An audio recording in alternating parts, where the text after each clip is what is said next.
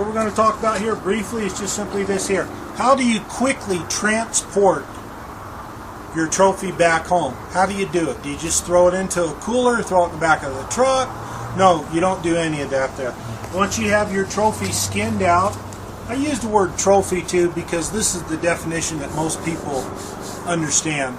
But you take your specimen, I like to use the word specimen. Anyway, you got everything all skinned out. You have it the ears turned, nose turned, lips split, rolled out, everything salted for at least 4 hours to maybe overnight or even longer. You have to put it on a sloped surface. Now out in the woods you're not going to have a pallet to put it on, so you can use a sloped ground or just make a makeshift sloped area away from any heat or sunlight, preferably in the shade, so everything's real nice and cool. You salt it, you wait, like I said, anywhere from 5 hours to 24 hours. Here you go. This here was done about 12 hours ago. You can see how nice this is. No moisture coming off, no fluids. Everything's ready to go. Now, you can't just throw it into some area where it will lay in fluids, any bodily fluids, any blood, any water, or anything like that there. So coolers, you got to be careful with them.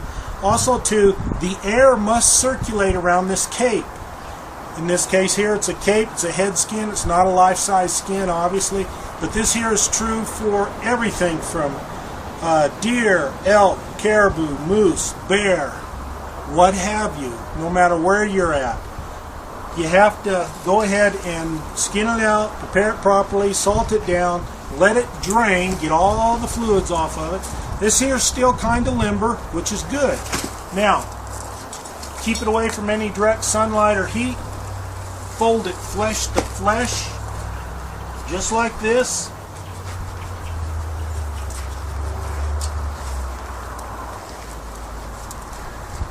Then just go ahead and roll it.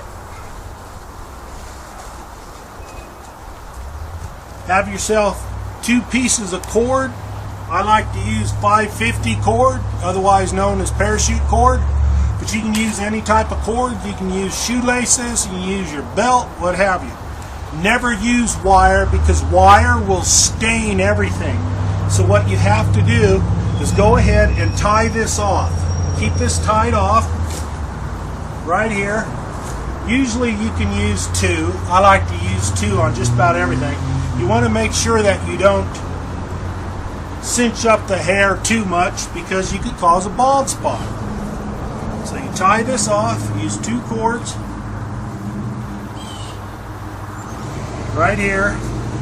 Go ahead and pull that up, put it in a bow, or you could go ahead and do a knot if you want. Now, the real secret to a lot of this is a porous bag. A burlap bag is what you want to use. Burlap bag. Another mesh type bags that chilies would come in, onions or even potatoes. You've seen them in the grocery stores when you buy in bulk. These bags are excellent. Go ahead, take what you just rolled up. It's already been salted, properly prepared, cooled off. Put this in here. Throw it maybe on the back of your horse, tie it down. Or if you're going to be out in the field a little bit longer, several more days, tie it off here, hang it up into a tree like this so the air can circulate on it. You want to make sure that the sun doesn't beat down on it or anything like that. It's away from any heat or sunlight. Again, in the shade, you can hang it up. This here would be good 5, 6, 7, 8, 9 days, provided everything was prepared properly like we just talked about.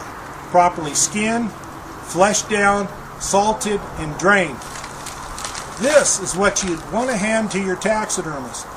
Now, a lot of people talk about taking measurements. Sure, you can do that if you want, but taxidermists, any competent taxidermist knows how to measure skin that's already been skinned out. So this here is going to be great. This is how you transport it. When you transport it back into your taxidermist, you take it home. Don't let it sit in the sun on the way home. Don't just throw it in the back of your truck. The sun's beating on it for however many miles you got to make it back in there. If you're like me, it's probably several hundred miles travel, so you want to make sure it's covered up. Now, if you're in an older style pickup, even a newer style pickup, you have to be careful. One important thing: a lot of times the exhaust pipes, etc., are right up against the bed of the truck. And guess what? That heat is transferred through the bed of that truck into what it is you have in the back of it. So you have to be careful of this, because if this is just laying down on the bed of the truck, you might have problems.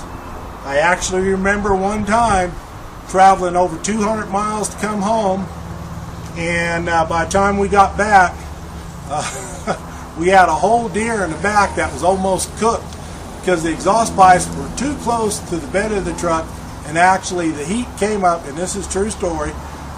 It cooked most of the deer. Most of the deer was spoiled, obviously, when we got home, so it spoiled the deer.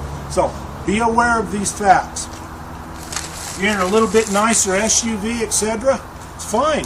There's nothing leaking out of it. You can put down a little plastic bag, put it on top of the bag, carry it inside with you. Do not put this just into a plastic bag, wrap it up tight, and then go ahead and transport it, because you will cause spoilage because it'll heat up in there. The whole idea is to take away the moisture, therefore bacteria cannot grow. So there you have it. That's how you transport it.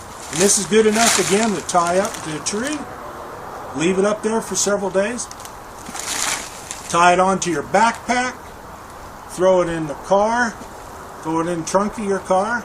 Again, porous, so it can breathe. Very important. Hope this helps you out. Good luck on your hunting this year.